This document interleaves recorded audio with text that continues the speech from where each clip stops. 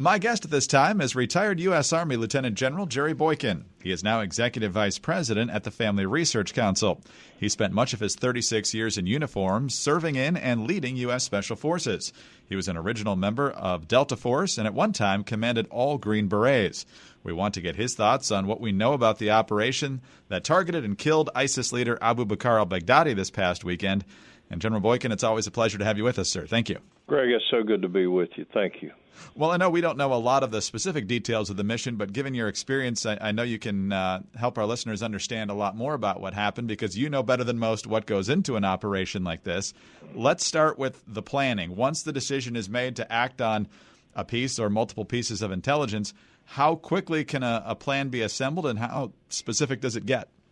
Well, obviously it can be assembled in a very short period of time, but the ideal is to give the operators in the SEALs or the Delta Force or the Rangers or a combination of those things as much time as possible, not only to do a detailed plan, but also to go out and rehearse it on some kind of facsimile that will be as close to what they're going to find on the target as possible.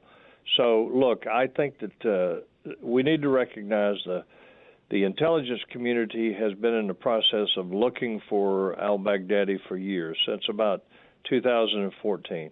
And it was just in May when they probably got the most promising leads on where he actually was, and they've been working since then. So the operators, probably going back to, not long after they started working this particular source, the operators probably got at least some idea of where he was operating and where he was likely to be. So I don't think that their planning was a rush job, just my speculation. I think they've probably had some time to start thinking through what their options would be. And then, of course, the detailed planning and the final rehearsals and everything were probably down in the last 72 to 96 hours. And as someone who has commanded forces like this, what do you need to see in those rehearsals on those facsimiles, as you characterize them, to know that, we're ready to go? Well, what you need to do is you need to see that in an assault like this, every helicopter knows exactly where they're going. Because if those helos don't put you down in the right place, the rest of the operation has a tendency to be a problem. So first thing you want to do is you want to see that those helicopters know exactly where they're going, what their formation is, how they're going to set you on that target, or where they're going to set you on an offset location. And then you want to make sure that every single man is familiar with his job on that mission. And finally, you want to rehearse every contingency, because rarely do you have an operation that you don't have a contingency plan that you wind up having to execute. So you think through all the possibilities, things that could go wrong, that could change the plan, and then you rehearse those things until you're confident that if that happens, you can react to it, and everybody knows it. And it seems like we saw that because, as you mentioned, most plans are good right up until you meet the enemy, and then you have to react and adjust to what they're doing. In this case, it seems that Baghdadi was holding his own children hostage, essentially, as our forces closed in on him, and ultimately he had the suicide vest, from what we're told. So how are Special Forces trained to make the right decisions in a very short periods of time? Well, they train every day on what we call target recognition and target discrimination. Remember, the Delta Force specifically in 1978 was created to rescue hostages. That was their initial mission set. Well, you can't expect to rescue hostages if you can't distinguish between friend and foe.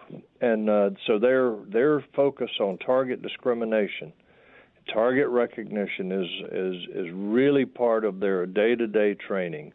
The second thing is, though, in this case, because they are now using dogs, that made it a great deal easier, because a dog will go after the person with a gun, after the person with an explosive, if they're trained that way. And so I think that the dog has become a tremendous asset to the special operations folks. And the hero dog is certainly getting quite a bit of due attention this week as well. Conan. Yes, sir. Conan did his job very well, and fortunately is on the mend as well.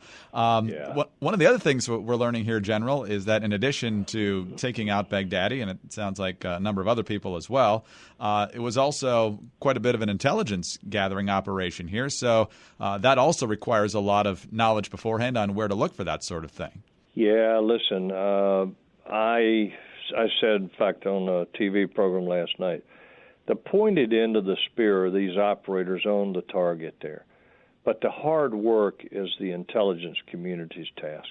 What they do to be able to pinpoint, and think about this, you are pinpointing a single person at a single moment in time in a specific location. That is a tough proposition, and especially when you're dealing with a third party, an asset, a recruited asset, you've got to make a very precise judgment as to whether this asset is just setting you up to lure you into a trap. Now, lie detectors have become so much more sophisticated now. Generally speaking, you can tell when a guy is lying to you, about his intentions or what he knows and that type of thing. But it's always a possibility that he's drawing you into a trap. So the intel community deserves great accolades for the absolutely incredible work that they did on this. We're talking with retired U.S. Army Lieutenant General Jerry Boykin, now Executive Vice President of the Family Research Council. And, sir, I want to get your thoughts on a couple other tangential issues here, and one is that some folks were upset that congressional leaders, for example, House Speaker Pelosi, Intelligence Chairman Adam Schiff, weren't notified before. The argument from the other side is we wanted to make sure there weren't any leaks here. So what's the proper protocol, and what's your reaction to how this was handled? First of all, we need to make a distinction between a clandestine military operation and a covert activity or operation.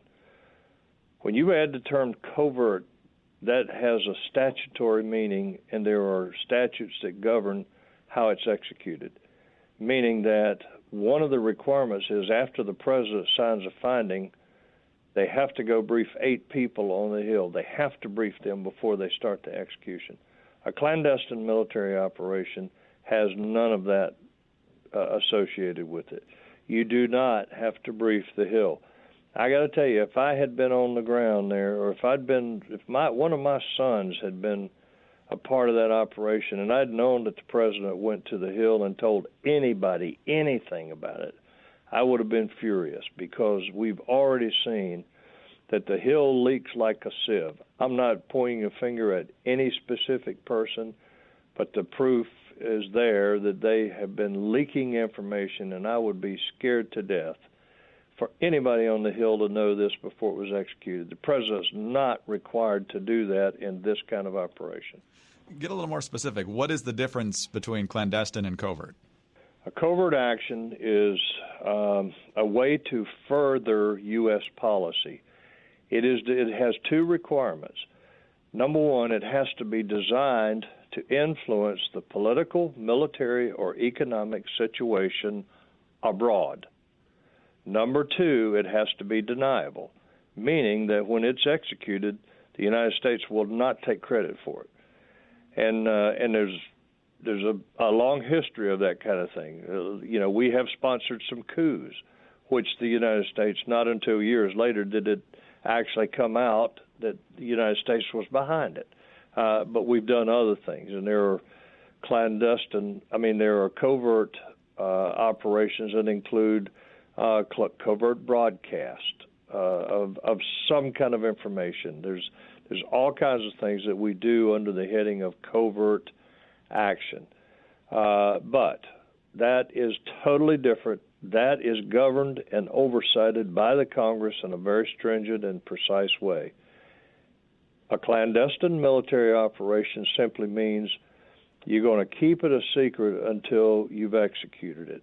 You're not going to let the enemy know you're coming. You're not going to let the enemy know that you're going to do something until after the fact. And then they'll know you did it. as opposed to covert where it will be deniable. No, we don't know. We didn't have anything to do with that would be the response. And lastly, General, there's also news on Tuesday that the spokesman for ISIS has also been killed in a recent attack. Many thought that that person would probably be the successor to al-Baghdadi. So how much disarray is ISIS in now, in addition to the fact that obviously their caliphate's been pretty much rolled up here over the past couple of years?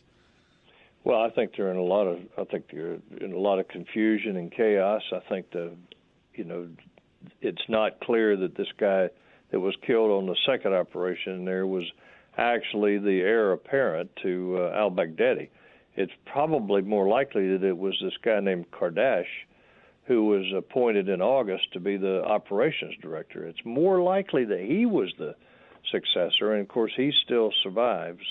So, but I think you're going to see ISIS try to come back as quickly as they can with some kind of terror attack, because this has set their recruiting back tremendously. Not only the president, talking about how al-Baghdadi died and, acting like a child when he died, but also using 3 of his children as a screen. I think that's all hurt the image of ISIS, and I think that this ISIS has got to come back quickly, and America is going to be a hard target for them, I think. But I wouldn't be surprised to see them go after Kurdish targets, given that the Kurds have taken so much credit for finding al-Baghdadi. I think it's entirely possible that they could go after the Kurds pretty quickly. General, fascinating to learn how this works in the lead up to operations like this, as well as the execution. Thank you, sir, very much for your time as always. It's good being with you, Greg. Thank you. Thank you, sir. Retired U.S. Army Lieutenant General Jerry Boykin, now Executive Vice President at the Family Research Council. I'm Greg Columbus reporting for Radio America.